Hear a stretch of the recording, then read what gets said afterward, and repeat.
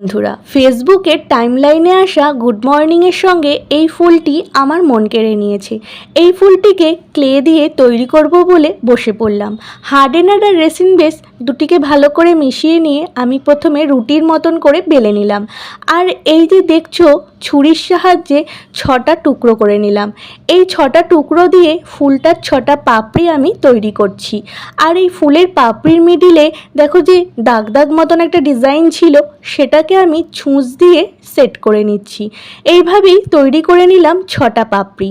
আর এই পাপড়িগুলোকে পরপর সাজিয়ে আমি ফুলটাকে তৈরি করলাম। এই ফুলটার সাইজ কিন্তু 28 নম্বর চুড়ির সাইজ অনুযায়ী। আর এখানে রেণু তৈরি করার জন্য, মানে ফুলের রেণুটি তৈরি করার জন্য ওয়্যার ব্যবহার করেছি, সঙ্গে কিছুটা ক্লে ব্যবহার করেছি।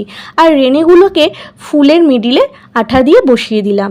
শুকিয়ে যাওয়ার পর কালার করে নিচ্ছি। প্রথমে হোয়াইট কালার করেছি প্রাইমার হিসাবে, তারপরে ইয়েলো কালার, তারপরে মিডিলে একটু গ্রিনের টাচ আর একটু অরেঞ্জ কালার দিয়ে রেডি করে ফেললাম ফুলটা। ফুলটার ব্যাক পোর্শনে টার্সেলের জন্য এখানে আমি ডলি সুতো ব্যবহার করেছি।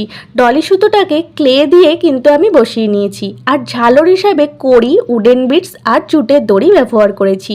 ইয়াররিংসের জন্য শুধুমাত্র ফুলের পাপড়িটাই তৈরি করেছি। এইভাবে রেডি করে ফেললাম সম্পূর্ণ জুয়েলারি সেটটা। তো এই ফুলের নামটা আমি কিন্তু জানি না, তোমরা জানলে কমেন্ট